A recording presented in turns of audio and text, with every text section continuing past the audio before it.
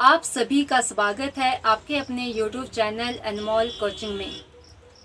आज तक हमने हिमाचल प्रदेश का भौगोलिक परिचय से संबंधित जितने भी महत्वपूर्ण विषय थे उन सब के बारे में जाना। उम्मीद करती हूँ कि आप लोगों को वो समझ आया होगा। और आज से हम प्रारंभ कर रहे हैं हिमाचल प्रदेश का इतिहास के अंतर्गत हम पढ़ेंगे हिमाचल प्रदेश के इतिहास को जानने के जो स्रोत हैं उनके बारे में, हिमाचल प्रदेश का प्राचीन इतिहास, मध्यकालीन इतिहास और आधुनिक इतिहास, या फिर जो भी उसमें जन आंदोलन वगैरह हुए थे उन सब के बारे में हम एक एक करके जानेंगे। हिमाचल प्रदेश के इतिहास को जानने के लिए हमें प्राचीन काल के सिक्के, यात्रा वृत्तांत, शिलालेखों, अभिलेखों या ताम्रपत्र लेखों, भवनों, साहित्य और अनेक राजाओं की वंशावलियों से हमें हिमाचल प्रदेश की जानकारी मिलती है।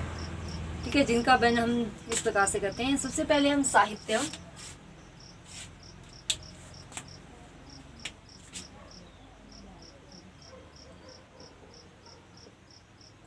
साहित्य विष्णु पुराण, मार्कंडेय पुराण और स्कंद पुराण। इन तीनों ही पुराणों से हमें हिमाचल प्रदेश के निवासियों का वर्णन मिलता है, मतलब कि इस क्षेत्र में जो भी लोग रहते थे उनका वर्णन मिलता है।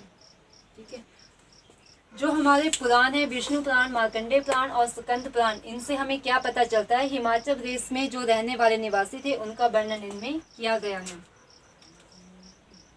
प्राचीन ग्रंथ, ठीक है, जो प्राचीन हमारे महान ग्रंथ हैं जैसे महाभारत, रामायण, ऋग्वेद, इनसे हमें पता चलता है कि हिमाचल प्रदेश में या हिमालय में निवास करने वाली जनजातियों का, ठीक है, हिमालय में निवास करने वाली जनजातियों का इसमें वर्णन किया गया है।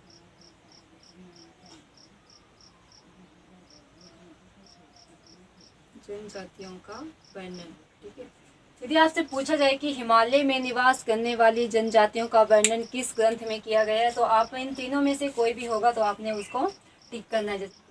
कालिदास के द्वारा रचित पुस्तक है रघुवंशम। रघुवंश कालिदास की रचना है रघुवंश। विशाखादत्त,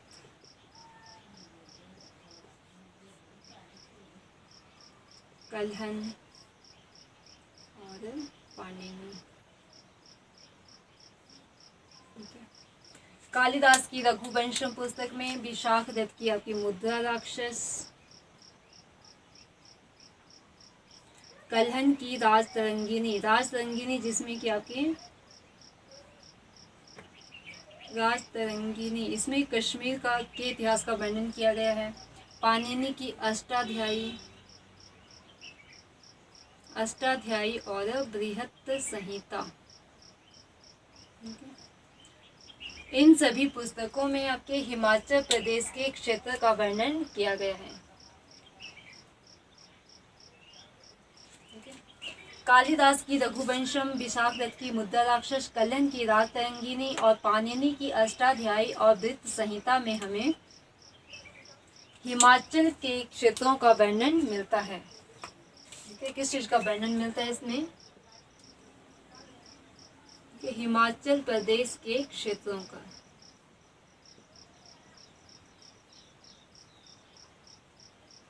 क्षेत्रों का वर्णन मिलता है। ठीक है, जो हमारे पुराण है, पुराण में मिलता है कि हिमाचल प्रदेश में जो निवास करने वाले लोग थे उनका वर्णन मिलता है। जो प्राचीन ग्रंथ हमारे महाभारत, रामायण और ऋग्वेद, इनमें जो है हिमाचल में निवास करने वाली जनजातियों का वर्णन मिलता है। जो अनेक कवि द्वारा लिखी पुस्तकें हैं जैसे कालिदास की रघुवंश हो गई, विशाखादत्त की मुद्रा राक्षस, कल्हन की राजतरंगिणी और पाणिनि की अष्टाध्यायी और बृहत संहिता, इसमें हमें पता चलता है कि हिमाचल प्रदेश के क्षेत्रों का वर्णन इसमें किया गया है। तारीख ए फिरोज शाही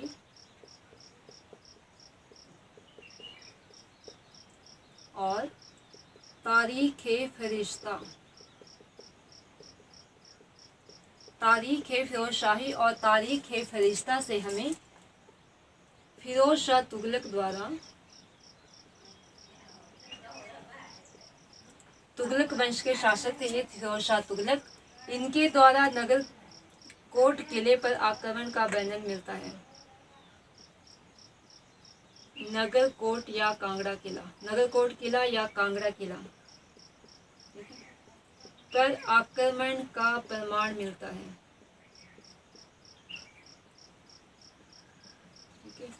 कौन सी पुस्तकों के द्वारा हमें पता चलता है कि फिरोज शाह तुगलक ने नगर कोट किले पर आक्रमण किया था? तो वो आपकी तारीख है फिरोजशाही और तारीख है फरिश्ता।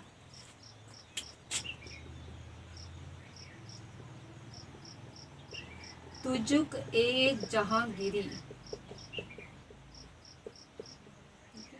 तुजुक ए जहांगीरी पुस्तक से हमें पता चलता है कि जहांगीर ने कांगड़ा पर आक्रमण किया था। जहांगीर के द्वारा कांगड़ा पर आक्रमण का वर्णन इसमें मिलता है। जहांगीर के द्वारा कांगड़ा पर आक्रमण का वर्णन, ठीक है। जहांगीर ने कांगड़ा पर आक्रमण किया था, इसका वर्णन हमें कौन सी पुस्तक में मिलता है? तुजुक-ए जहांगीरी, जिसे जहांगीर ने लिखना आरंभ किया था, लेकिन ये पूरी की गई थी मोती मिदा खान के द्वारा। तुजुक-ए तैमूरी, तुजुक-ए तैमूरी के द्वारा हमें पता चलता है कि तैमूर शासक तैमूर लंग के द्वारा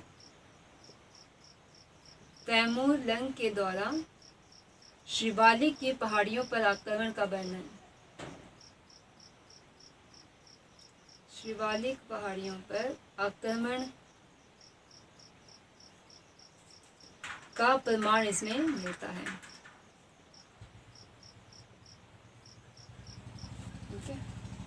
तारीख है फिरोजशाही और तारीख है फरिश्ता के द्वारा हमें पता चलता है कि फिरोज शाह तुगलक ने नगरकोट किले या कांगड़ा किले पर आक्रमण किया था। तुजुक-ए जहांगीरी के द्वारा हमें पता चलता है कि जहांगीर ने कांगड़ा पर आक्रमण किया था। मतलब कि इसका वर्णन हमें कौन सी पुस्तक में मिलेगा? तुजुक-ए जहांगीरी ने, जिसे लिखना तो जहांगीर ने प्रारंभ किया था, लेकिन इसे लिखकर पूरा किया था मोतीमिद खान ने। तुजुक-ए तैमूरी, तैमूर वंश के शासक तैमूर लंग के द्वारा शिवालिक की पहाड़ियों पर आक्रमण का वर्णन इसमें मिलता है। प्राचीन काल के सिक्कों के द्वारा भी हमें हिमाचल प्रदेश के इतिहास की जानकारी प्राप्त होती है।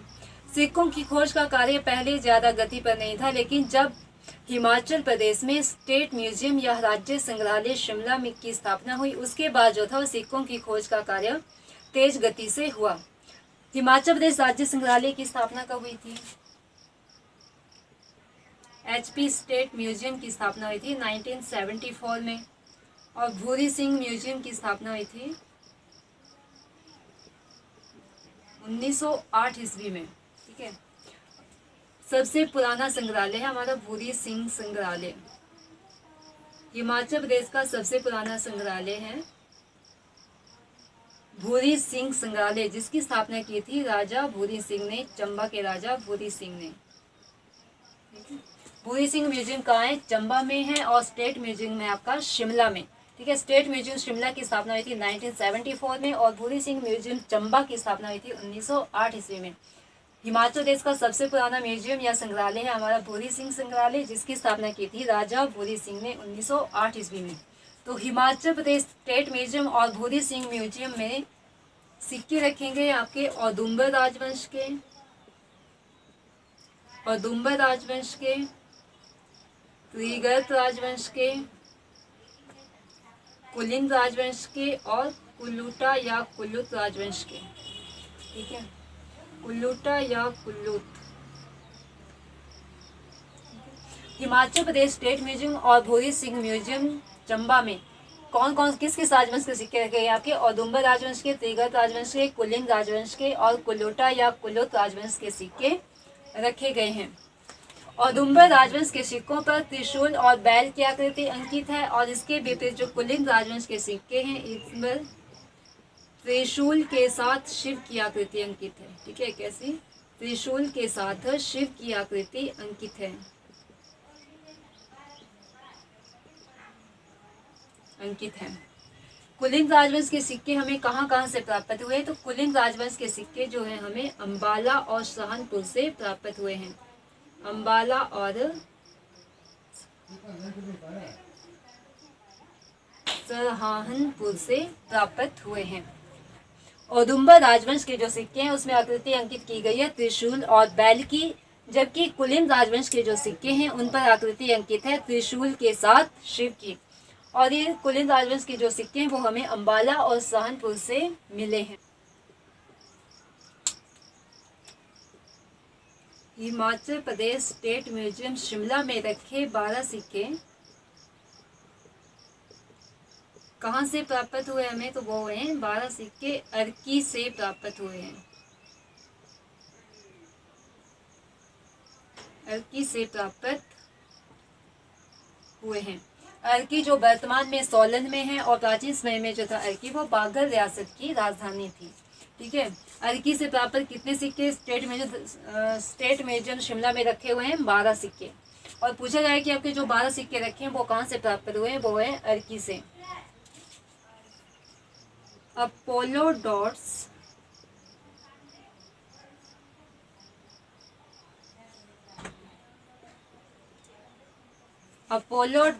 के 21 सिक्के। ठीक है, अपोलो डॉट्स के कितने सिक्के मिले हैं? के 21 सिक्के मिले हैं।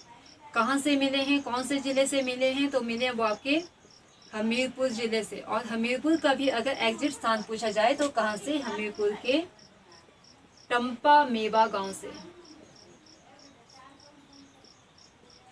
हमीरपुर के किस गांव से प्राप्त हुए हैं? हमीरपुर के टंपा मेवा गांव से प्राप्त हुए हैं। किसके सिक्के? अपोलो डॉट्स के। कितने सिक्के? 21 सिक्के।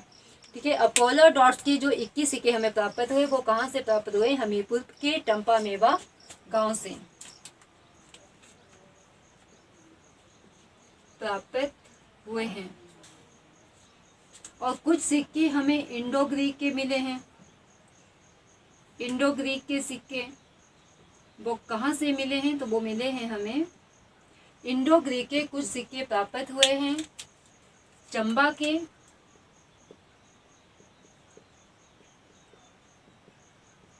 लचौड़ी और सोल गांव से। ठीक है, चंबा के, लचौड़ी और ठीक है, इंडो ग्रीक के कुछ सिक्के हमें कहाँ से प्राप्त हुए? तो हमें चंबा के, लचौड़ी और सोल से। इसके अतिरिक्त चंबा में हमें एक सिक्का और प्राप्त हुआ है। चंबा से हमें एक सिक्का प्राप्त हुआ है चकली। ठीक है, चकली सिक्का जो कि आपकी कौन सी धातु का बना था? तांबे की। ठीक है, तांबे का सिक्का जिसे क्या नाम दिया गया था? जो क्या कहा जाता है? चकली। ये कौन सी सदी का सिक्का है? तो ये चंबा से चकली तांबे का सिक्का 10वीं सदी का प्राप्त हुआ है। ठीक है, 10वीं शताब्दी का प्राप्त हुआ है। ठीक है, चंबा से प्राप्त चकली तांबे का सिक्का कौन सी शताब्दी का है? तो वो है आपकी 10वीं शताब्दी का। और इसे चलाया किसने था? तो इसे चलाया था चंबा के राजा साहिल बर्मन के द्वारा चलाया गया था। ठीक है, चंबा के राजा साहिल बर्मन के द्वारा। और राजा साहिल बर्मन ने ही चंबा शहर की स्थापना की थी। इसके अतिरिक्त हिमाचल प्रदेश का सबसे पुराना सिक्का। हिमाचल प्रदेश का सबसे पुराना सिक्का, हिमाचल प्रदेश का सबसे पुराना सिक्का कुल्लू के राजा विर्यास के द्वारा चलाया गया था।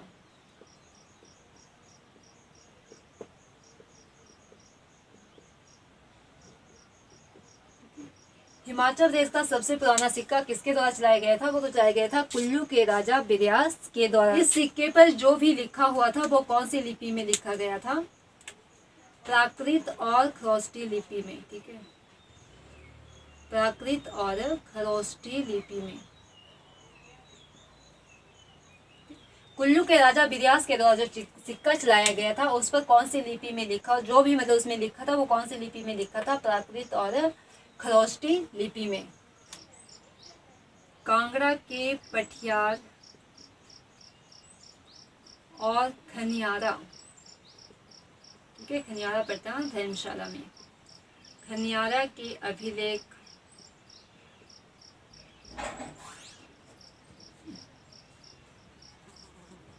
हाटकोटी शिमला में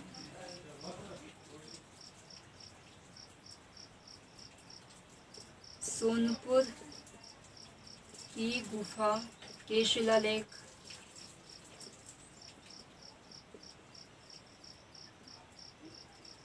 मंडी के सलोणू के शिलालेख, इन शिलालेखों से हमें जो है हिमाचल प्रदेश की सामाजिक आर्थिक गतिविधियों की जानकारी मिलती है। सामाजिक आर्थिक गतिविधियों की जानकारी प्राप्त होती है।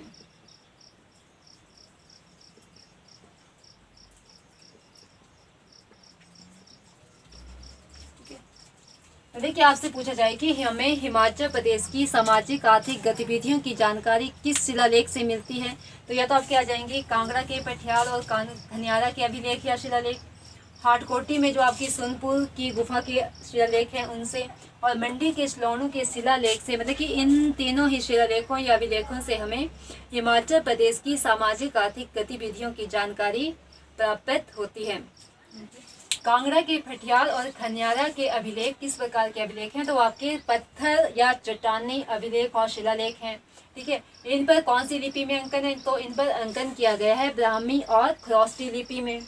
और कांगड़ा के पठियार और खनियारा के अभिलेखों में पुनः बदलाव किसने किया था, ठीक है, तो पुनः बदलाव किया था स्टेन कोनोव ने। ठीक है, स्टेन कोनोव ने क्या किया था, इन अभिलेखों में बदलाव किया था।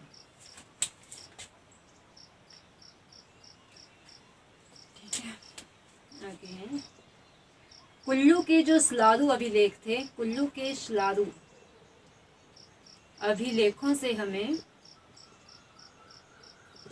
ठीक है, कुल्लू के जो स्लारू अभिलेख थे इनसे हमें किस चीज की जानकारी मिलती है, तो हमें इससे मिलती है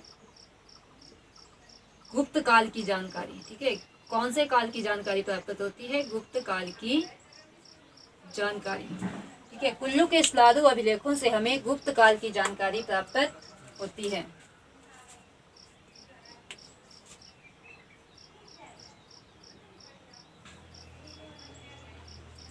टॉन्स और यमुना नदी का संगम किस स्थान पर होता है, टॉन्स और यमुना नदी का संगम होता है, मतलब कि दोनों एक दूसरे से कहाँ पर मिलती है, तो वो मिलती है आपके उत्तराखंड के कलसी पर।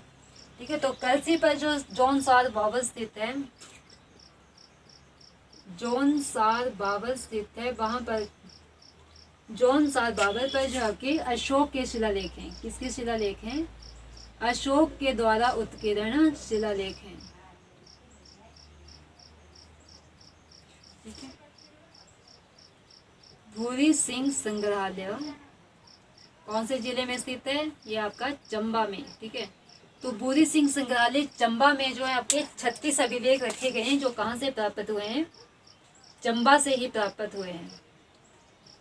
ठीक है, भूरी सिंह संग्रहालय चंबा से ही प्राप्त 36 अभिलेख रखे गए हैं, जो कौन सी लिपि में अंकित हैं, तो ये जो 36 अभिलेख हैं वो कौन सी लिपि में अंकित है, ये है शारदा और टांकरी लिपि में। ठीक है, कौन कौन सी लिपि में अंकित है, ये शारदा और टांकरी लिपि में अंकित है। और जो टांकरी लिपि है वो आपकी पहाड़ी भाषा की लिपि है। चंबा रियासत के पास 150 से अधिक, मतलब कि सबसे ज्यादा अधिक ताम्रपत्र स्वतव शिलालेख हैं। कि कुल्लू के निर्माण में या कुल्लू के निर्माण से हमें समुद्र सेन का ताम्रपत्र है। कुल्लू के निर्माण में हमें क्या प्राप्त हुआ है, समुद्र सेन का ताम्रपत्र, जो कौन सी सदी का है, 7वीं शताब्दी का है। ठीक है, जो ताम्रपत्र कौन सी शताब्दी का है, आपका 7वीं शताब्दी का है। ठीक है, ये थे हमारे अभिलेख, शिलालेख या ताम्रपत्र। हिमाचल प्रदेश के जितने भी आपके शिलालेख या अभिलेख हैं वो कौन कौन सी लिपि में लिखे हुए हैं, तो वो आपके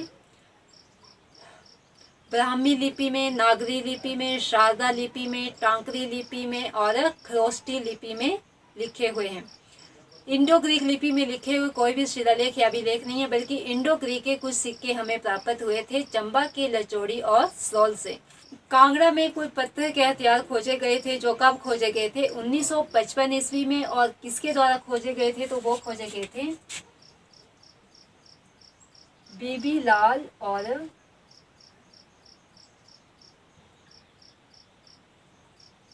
जी.सी. महापात्रा के द्वारा। कब खोजे गए थे? 1955 ईस्वी में।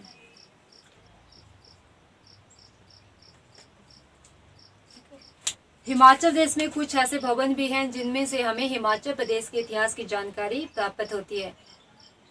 कांगड़ा या नगरकोट किला,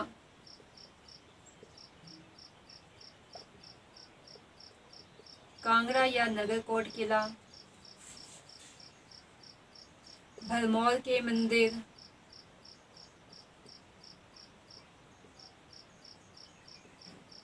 सिरमौरी ताल के भग्नावशेष,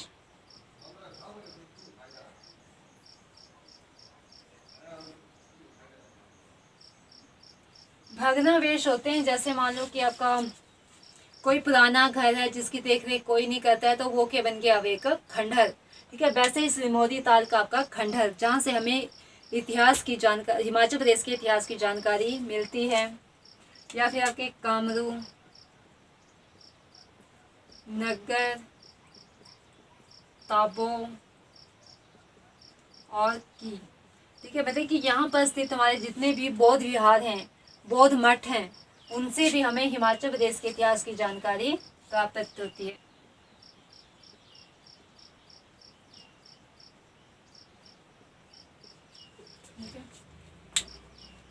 ठीक है, तो मतलब कांगड़ा या नगरकोट किला, भरमौर के मंदिर, सिरमौरी ताल के भग्नावशेष, कामरू, नगर, ताबो और की में स्थित जो भी बौद्ध विहार हैं, उनसे भी हमें हिमाचल प्रदेश के इतिहास की जानकारी मिलती है।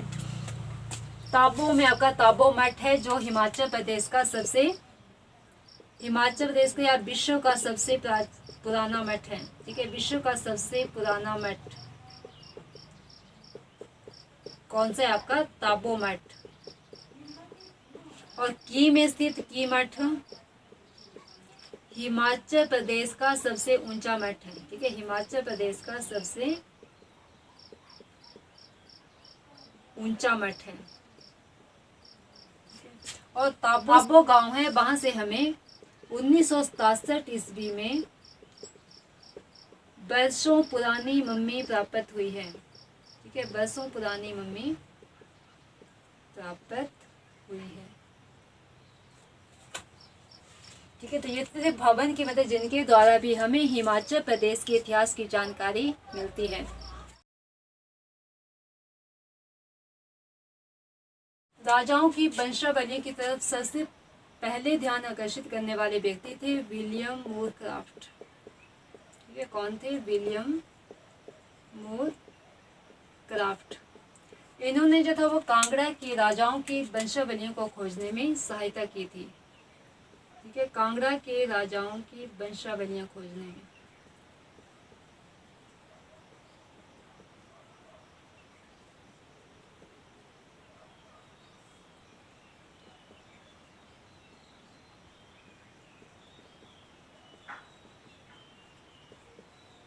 ठीक है, किसने खोजी थी कांगड़ा के राजाओं की वंशावलियां? तो विलियम मूर क्राफ्ट। कुल्लू के राजाओं की वंशावलियों को खोजने का कार्य किया था कैप्टन हारकोर्ट ने। ठीक है, कुल्लू के राजाओं की वंशावली को खोजने में किसने सहायता की थी? कैप्टन हारकोर्ट ने। और इन्होंने ही 1869 में कुल्लू के राजाओं की वंशावलियों में पुनः बदलाव किया था। आपसे पूछा जाए कि कुल्लू के राजाओं की वंशावली को खोजने का कार्य किसने किया था, तो वो किया था आपका कैप्टन हारकोर्ट ने। और यदि ये पूछा जाए कि पुनः बदलाव इसमें किसने किया था, तो वो भी आपका कैप्टन हारकोर्ट ने किया था। और कब किया था? 1869-71 ईस्वी में। ठीक है। और इसके बाद जो था आपके अलेक्जेंडर कनिंघम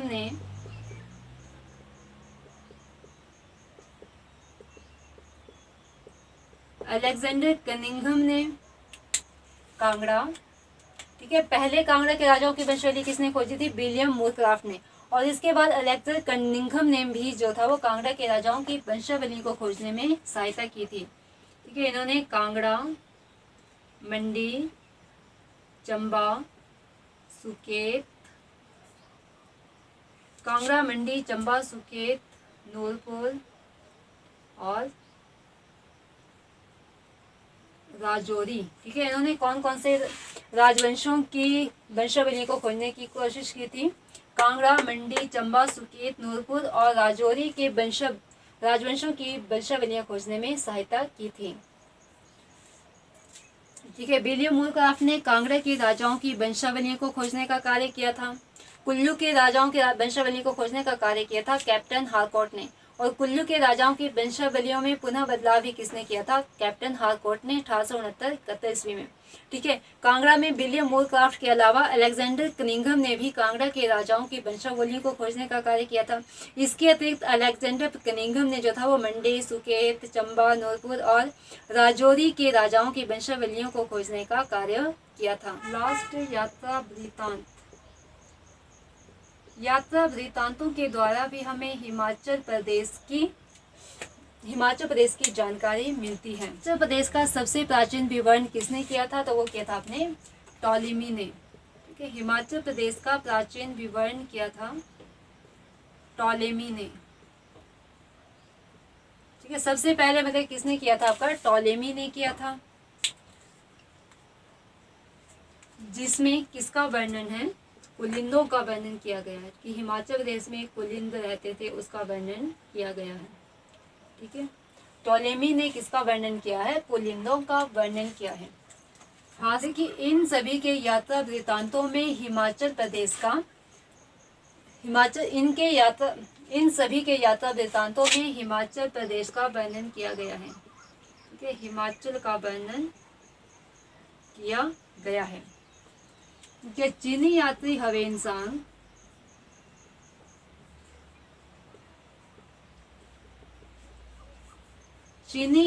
हवेनसांग जो कि 630 से 644 ईस्वी तक भारत में रहे थे। ठीक है, चीनी यात्री हवेनसांग कब से कब तक भारत में रहे? 630 से 644 ईस्वी तक।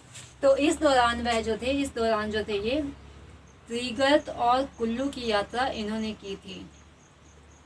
ठीक है, त्रिगर्त और कुल्लू, मतलब कि 630 से 44 ईस्वी तक जब ये भारत में रहे तो इस दौरान उन्होंने त्रिगर्त और कुल्लू की यात्रा की थी।